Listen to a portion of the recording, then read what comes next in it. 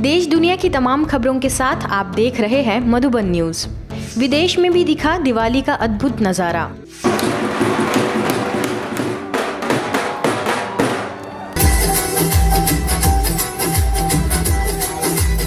श्री कृष्ण गोविंद हरे मुरारी।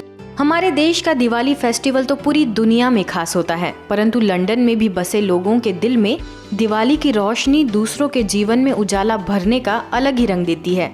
दिवाली भले ही अभी आने में कुछ वक्त है, लेकिन लंदन में पहले दिवाली का अलग ही रंग देखने को मिला।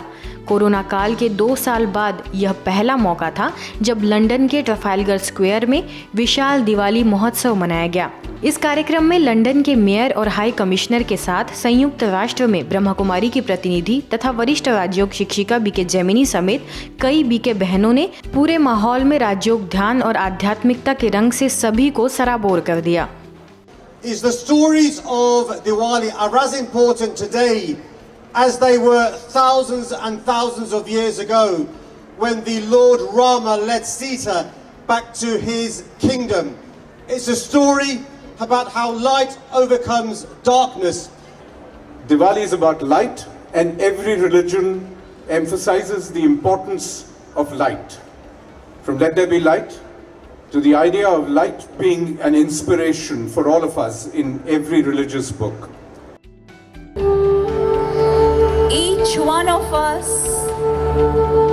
we are spiritual light in the center of the forehead. Visualize the light.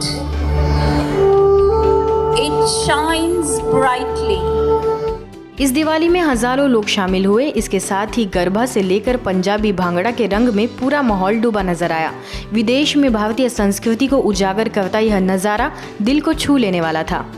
Russia के व्लादिवोस्तोक में बीके सुधा ने बताया राजयोग मेडिटेशन का महत्व। रशिया के मॉस्को की निदेशिका बीके सुधा 10 दिवसीय दौरे पर व्लादिवोस्तोक पहुंची, जिसके तहत व्लादिवोस्तोक में कई कार्यक्रम आयोजित किए गए, जिसमें consulate general of India Vladivostok का विशेष योगदान रहा।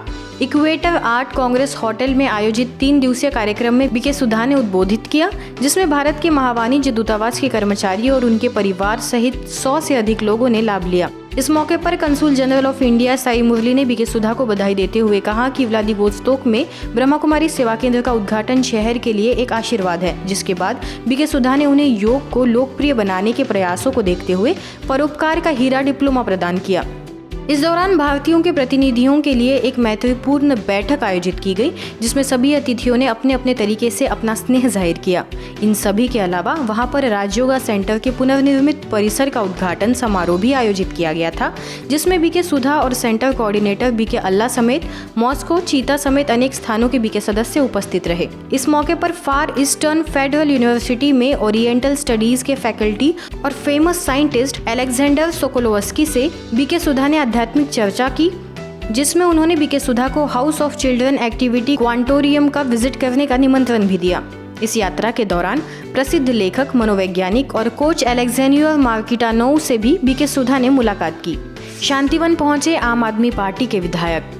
ब्रह्मा कुमारी के मुख्यालय शांतिवन में बुधलाडा, मानसा, पंजाब आम आदमी पार्टी के विधायक सरदार बुद्धराम ने शिरकत की और संस्था की अतिरिक्त मुख्य प्रशासिका राजयोगिनी बीके जयंती, संयुक्त मुख्य प्रशासिका राजयोगिनी बीके मुन्नी और बीके प्रकाश से रूहानी मुलाकात की। इस अवसर पर शांतिवन में प्रवास के दौरान हुए अपने सुखद अनुभवों को साझा करते हुए कहा कि ब्रह्मा कुमारी इस पूरे विश्व में शांति का संदेश देने का जो कार्य कर रही है वह प्रशंसनीय है।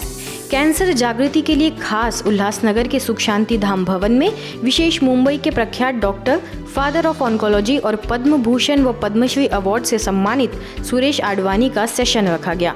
कार्यक्रम में डॉक्टर सुरेश आडवाणी ने कहा कि कैंसर से डरने की जरूरत नहीं है, लेकिन अपनी जीवन शैली को सुधारने की आवश्यकता है। अंत में प्रश्नोत्तर सेशन भी रखा गया, जिसमें सभी ने अच्छी भागीदारी निभाई। इस दौरान सेवा केंद्र प्रभारी बीके सोम, कुर्ला कैंप रोड सेवा केंद्र प्रभारी बीके पुष्पा ने डॉक्टर आडवाणी का दिल से आभार माना और उन्हें तथा उनकी युगल को ईश्वरीय सौगात भेंट की।